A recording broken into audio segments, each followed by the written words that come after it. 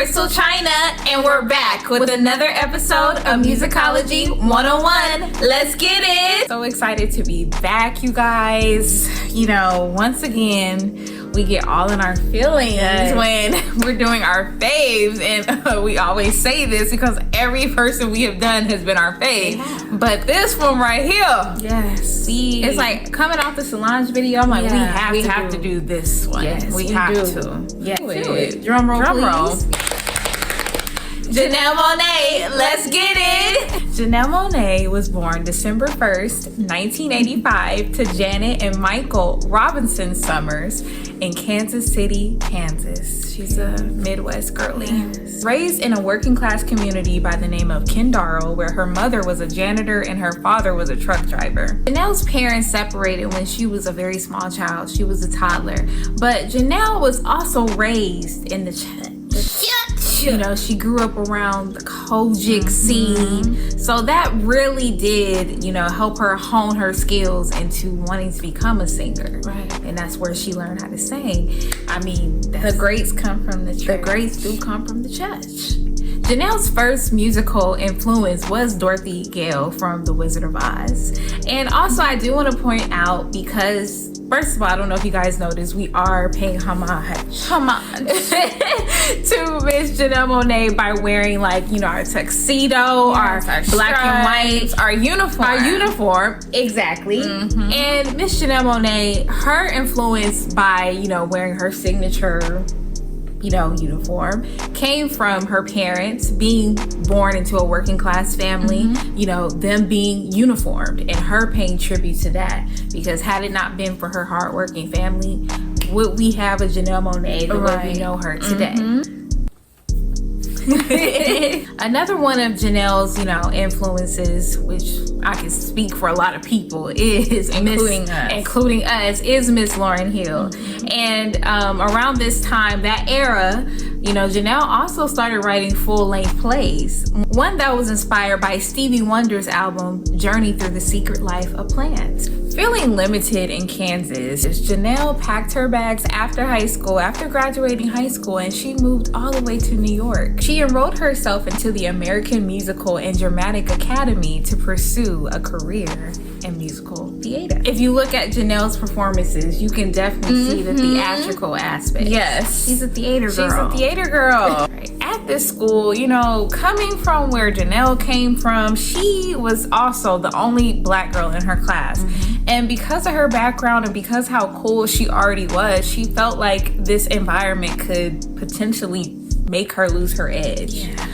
And we ain't having that. And I feel that. Yeah. I do.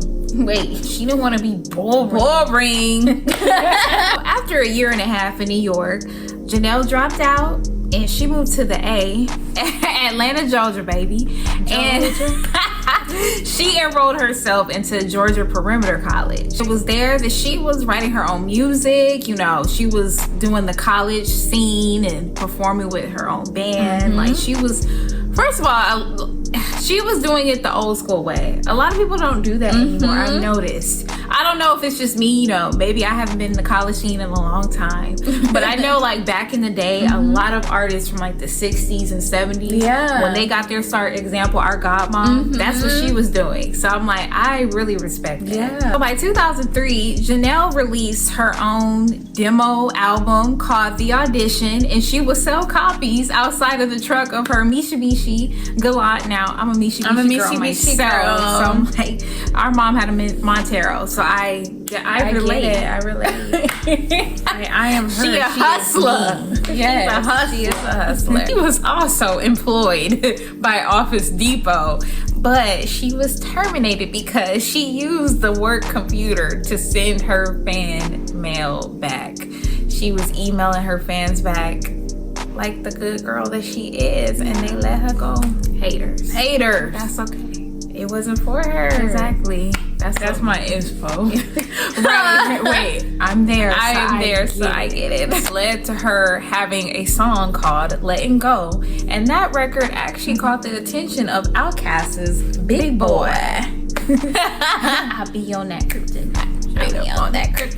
Hey. and they straight up sipping. You want it, you can find me in the A. Oh, she was doing her college tour stuff. You know, she's still trying to promote herself. She met two musicians, Chuck Lightning and Nate Wonder, who were very like-minded. They were a lot like her, and they, you know, ended up meshing very well. The three of them would actually go on later to found the Wonderland Art Society. Okay, and that's one thing I love about Janelle Monáe. Like, she really does stay in with her day ones. Yes. And her circle is very small. Yes. And I've always admired that, because she's not in everybody's face trying to be, and you know, everybody's friend. And I feel like that's what keeps her so humble and down to earth. I really agree. And I'm not trying to slight anybody. That's not a slight. No. But I'm just saying, like, that's one of the very personal things from what we could see is what I admire about Janelle Monáe. Yes.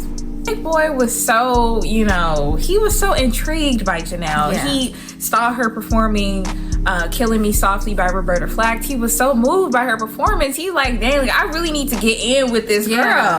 He was so into her, like, she's so dang dope, that he had to feature her on the Purple Ribbons All-Star album, Got Perp. And then, you know, when Idlewild came out, that's when I actually that was like a whole movement. That was a whole movement. That's when I first saw Janelle Monáe. 2006. Yes. That's when I've been down with Janelle Monáe since 2006. Oh, when she was in that Morris Brown video, I was like, who is that? Like, she was just so animated. She had her natural hair. We were like 9 watching that video. Like, I'm like, who is she? Like, I saw myself in her. She just wasn't like the regular R&B girl. No. You know? And she wasn't even necessarily like singing or like, you know, they had her as like she was like the model. The leading lady of the video. Yeah. But I was like, I just paid a lot of attention to her. I was like, who's that? Very whimsical. Very. I relate. Big Boy wanted to push Janelle's music. You know, Janelle had her own package. And of course, she was still framing it and, you know, grooming it. But it was already there. It was already there. It wasn't even more of it. The potential part, I feel like, with Janelle Monáe is like, dang, like, we could make her do stuff even bigger. Yes. Not that they had to start from scratch with her. They really didn't. Which, you know, she already had it. Yeah, she did. So, you know, he put in a good word for her with Diddy. And, you know, Diddy had never heard of Janelle, but he went to her MySpace page. I do miss MySpace. I thought, you know, MySpace allegedly came back. Oh, we low-key, like, we should kind of check that out. Only because a lot of artists did come from MySpace. Yeah. You know, you were able to upload your snippets on there, all that kind of stuff. But he checked out her MySpace page, and he, too, was very intrigued. You know, Diddy, he liked that. First of all, he liked her look, her sound. He liked that you can see her dancing without her having to be naked. You know, like, you can just see the way her body moved without her having to be undressed. Right. And I respect that, because at the time, that was really being pushed. Like, Janelle Monáe is sexy with clothes on. Right. She is a sexy woman. Exactly. I'm just saying. My first real, like, girl crush. Yes. Janelle, you my big sis, but you fine, girl. Fine, girl. Diddy flew to Atlanta to see one of Janelle's live shows. From there, she signed a distribution deal with Bad Boy Records. And, you know, Diddy, he let her have full control over her. I'm like, how she worked that out? I know. Janelle's a freaking genius. She's so freaking smart, because she had a distribution deal with Bad Boy. You know, she's a businesswoman. She had full control over her sound, her look, you know, the rollout for everything. Like, she had full control over that. And, you know, not gonna get into scandal or anything, but you know Diddy's history. He's not just giving that to everybody. I respect it. The deal was to grow her audience organically, you know, give her that mainstream pop. And it worked, because by 2007, Janelle released her first official project, Metropolis. Y'all remember the show I Wanna Work for Diddy? And I was like, I know her. I'm an alien from outer space. I was like, okay. In my mind. I'm like, because I I didn't have a word for how I would describe myself. Yeah. But however they were describing Janelle, I'm like, that's what I identify with. Like the alternative black girl. Whimsy. Yes. Beautiful. Regal. But I'm different. For Metropolis was supposed to be like a 4-part album series or like suites, and this is also like the beginning of digital downloading, like official digital downloading, not illegal, Not LimeWire. Exactly. We talking about iTunes. So like, you know, that is the beginning of that era as well. Just to put like a timestamp of where we are, Right. where the world was. Yes. The initial release of Metropolis, it was actually rearranged as far as like the suites idea, and they renamed it to Metropolis The Chase Special Edition. And it had like 2 new tracks. Yeah, it had like a couple new tracks added, and this actually was very widely received. You know, this actually really stamped her name in the industry as somebody new. And Janelle earned her first Grammy nomination for Best Urban Alternative Performance for the song Many Moons. So, I mean, like her first official project, and she's already got Grammy nomination. Yeah. Come on now. Wait, so come on. Late 2009, Janelle would go on to announce her album, The Arc Android, that was about to drop. Yes. And you know, that time in my life was a crazy time, but like people like Janelle Monáe really got me through. They did. Arc Android was released on May 18th, 2010. I was in the 8th grade, about to graduate. 2010 through Wonderland, Bad Boy, and Atlantic. Of course, the biggest single from that album was Tightrope with her mentor Big Boy. And like, this is the era when like CeeLo was like about to release like Forget You. Right. Like, you know, like it was that era. Like, era. everybody was playing on like the old school 1960s sound. Yeah. Oh my God. Whether you're high or low, whether you're high or low, on the tightrope. Yeah, get on the tightrope. Ooh, yeah. Some people talk about you like they know all about you. Like, hey, I'm like, you speaking my Got the life. tip on the scene. I love it. No, because this is when this is around the time when BET gave us Centric. Y'all remember Centric? Crystal. So like in the mornings before I would go to school, they would have Tightrope, and that was like one of my favorite music videos at the time. I was there. Take me back. Thank you, Crystal, for bringing up Centric. We really Real ones it. remember. Yes. They took it away from us. Yes. Another one of our favorites, Cold War.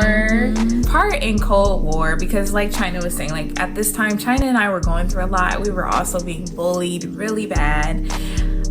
Severely. Our dad had just passed. Like it was just like a never ending thing of just being like really sad. So like there's a part in the song where Janelle says, I'm trying to find my peace. I was meant to believe there's something wrong with me. Like that part used to, and I really can't listen to that song for those reasons. Yeah. It be triggering the hell out of me. I'm sorry. Thank you, Janelle. But oh my God, like Janelle, like when I say like I relate so much to being just like how we were talking about the salon, like talking about Solange in the past episode. It's just like with Janelle Monáe, like I just always have seen myself in her. Like, you know, being, I guess, a little different or a little, and I don't think I'm weird, but you know, to a person that's so like concerned with being the norm in like this society, then I guess I would be considered a little strange. But I mean, I'm okay with that now. A little offbeat. It gives me edge. It gives me a little edge. I love you. And then say you'll go to Nirvana. Will you leave? You remember that? Yes. Say you'll go. That's my song right there. For this record, you know, Janelle got more Grammy nominations for Best Contemporary R&B Album. Like, come on. Even though, like, you know, at this point, she didn't win them. The fact that she's nominated and she's still considered a newer artist for 2 projects, like that is major. And I feel like, you know, a lot of people don't understand the significance of just being even nominated for a Grammy. Like I'm like, you're still being recognized. Like, yeah, of course. Yeah, the big thing is winning. Of course. But I'm not taking that away. You are being acknowledged for your body of work. You're not being snubbed. Exactly. If you're really into Janelle Monáe, you know she had like an alter ego, Cindy Mayweather. That's kind of what I'm like trying to give right now.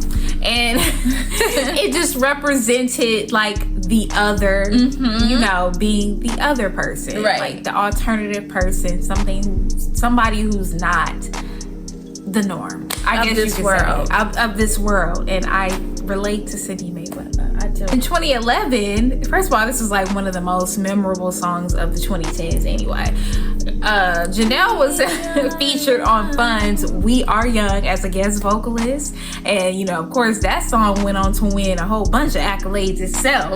But that's just going to show you, like, Janelle was really, and she still is, but she was really in there. Like, I'm talking about in it. Like in it. Like, she was in it. And she was so, now I don't want to say new in the game, but to everybody else it may look like an overnight sensation, and that's not the case. But it did seem like, dang, like, girl, she everywhere, she in that thing.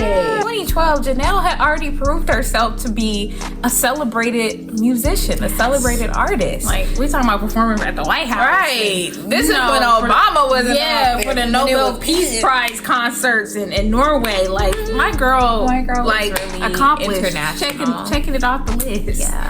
Yes, global superstar. Same year, Janelle would go on to introduce 2 songs, Dorothy Dandridge Eyes and Electric Lady, which will be featured on her Electric Lady album.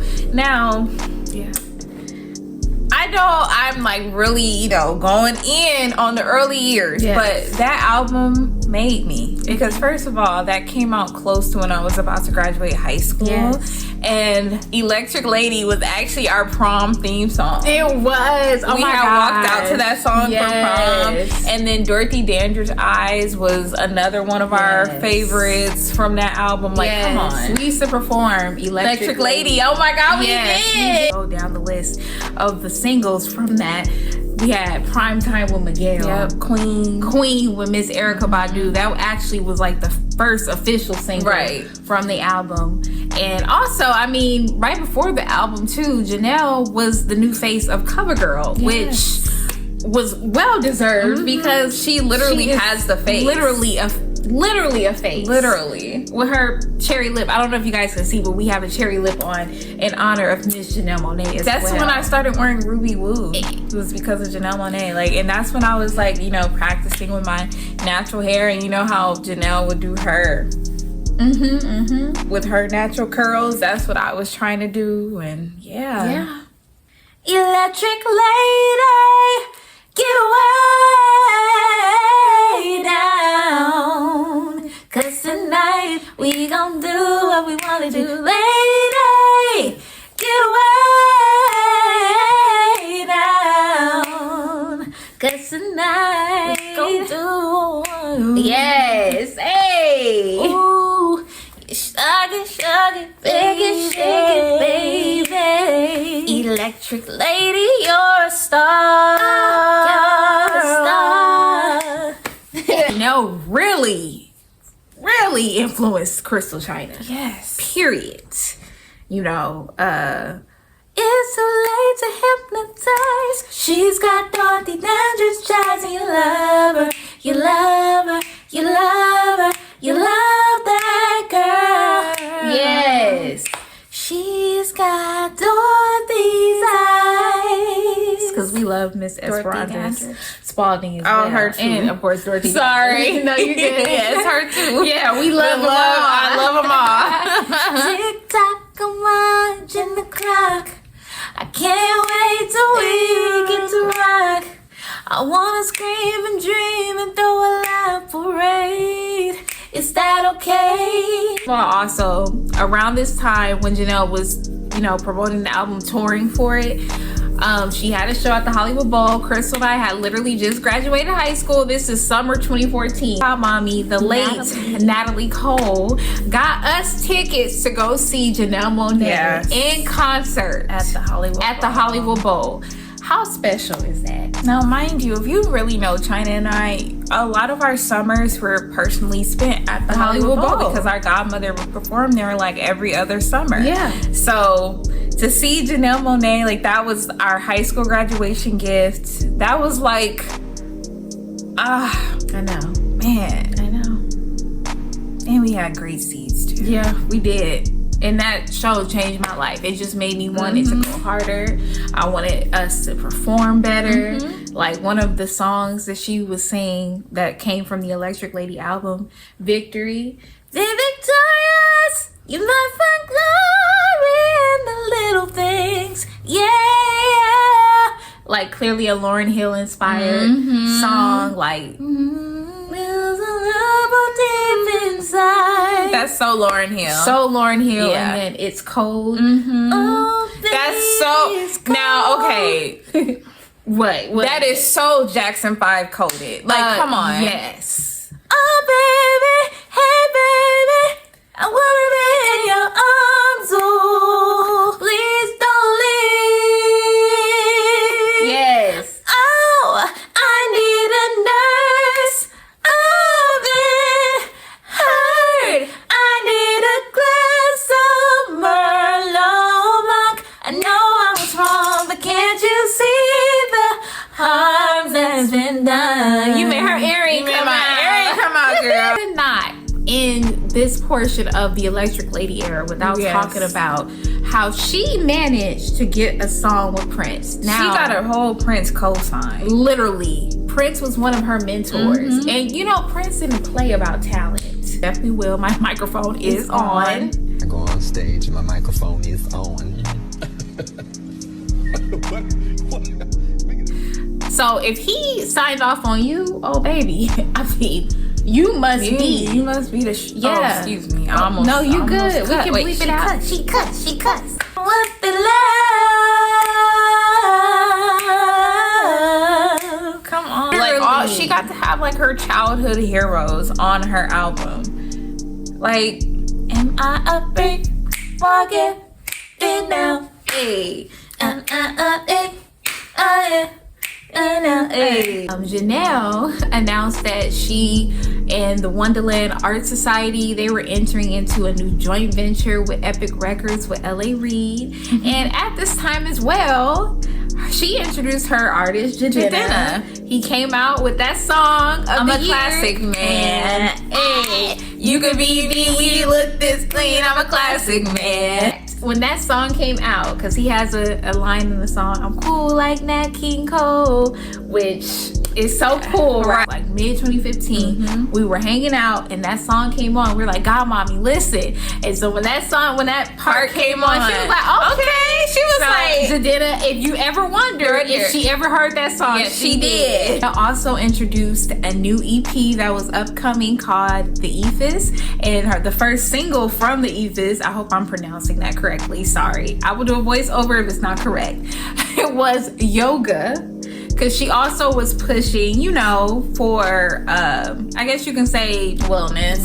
And Janelle went on to debut her acting chops, honey, first in the critically acclaimed Academy Award winning film Moonlight. Like, that's, oh my gosh. And then she went on to do Hidden Figures that same year with Taraji P. Henson and Octavia Spencer, and I remember going to see that. Yes, that was a good movie too. And her song, Isn't this the world? The place that we call home. But isn't this the world?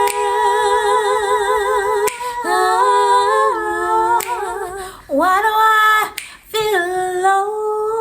Oh my god, I'm like, I fucking love you, Janelle. I'm sorry. I love you so much, girl. You have no clue. You have no clue. You just don't even get it, do you?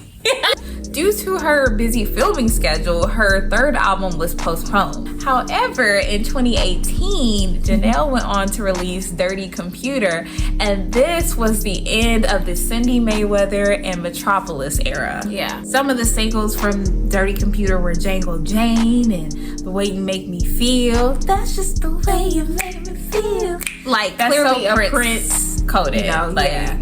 Definitely. I think, she performed at the Grammys too. And this album, as a whole, garnered her a couple nominations, including Album of the Year. But as far as, from what you guys can tell just from her music, Janelle is also an activist. Yes. So heavy on the Black Lives Matter movement, LGBTQ plus community because as well. Janelle is pansexual as well. Right. So their pronouns they, she, right. her, them, I believe. Yes. So sorry. I think they are. Yes. We'll confirm. Yes. It's all love, Janelle. You know I love you, girl. Right. I love you. I love you to death. I am. You are me and I am you. I can hardly believe in myself. I know. Okay, wait. Okay, should we tell the story? Yeah. Okay, we went to Janelle Monáe's Halloween party just this past Halloween. Yes. And we dressed up as Thing 1 and Thing 2. I know Janelle also has costumes with as the Cat in the Hat. So I don't know. It was your idea. It was my idea. But this is before I knew she was doing that. Right. I was like, because the theme of the party was vampire. And I was like, I don't know if we're going to find something that's going to like catch somebody's eye as a vampire. Right. So I got the prosthetic, the Dr. Seuss nose, the Whoville nose to make us really look like chocolate Thing 1 and Thing 2. First costume, we got to play in prosthetics. Right. It was so fun. It was so much fun. So we went to her party at the Santa Monica Pier, and there were these two girls like, oh, we definitely got to get you guys to meet her. Like, have you seen, she's worn this costume. She was a vampire that night, but to promote the event, she had like a Cat in the Hat outfit on. And so like, we had a moment with Janelle. Oh my God. So even before we even officially met her, Janelle was DJing a set. And y'all know that song, Heads Will Roll? Up, to your head. Hey. Dance, dance, dance till you're dead. Heads will roll. Heads will roll. Heads will roll on the floor. Crystal and I were going in because that's our song. And she pointed. She was like, now I'm not delusional. She was pointing at us. We were the only one going up to that song. Literally. Don't even play. And we were on the side. We were on the she could side. see us. We were next to her. Yes, we were on the side of the stage. She could see us because it wasn't as many people on the side. And then y'all know, take me through that. Take me through that. We were the only ones doing the dance. So Janelle started doing it with us. Oh, I'm sorry. Well, oh my God, y'all know we don't be fangirling like that. We don't, but like, damn. So Janelle comes off the stage and like even her bodyguard is making sure like, you know, we get a picture. She's like, oh my God, you guys are so cute. She was like, are you guys actually twins? We're like, yes. And you know when Crystal and I did the unison thing, it's not on purpose. When people really like go crazy. Yes. She was like, oh my God, you guys said it together.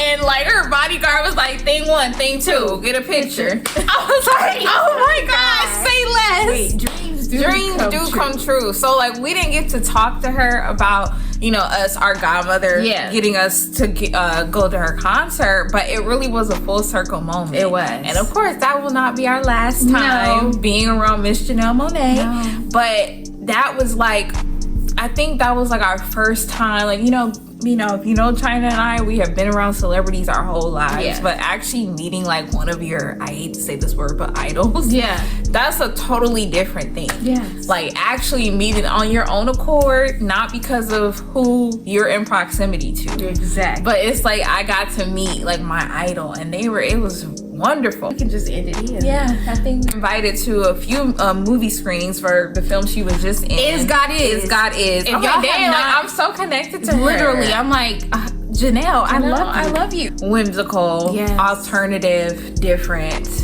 Black girls. Yeah.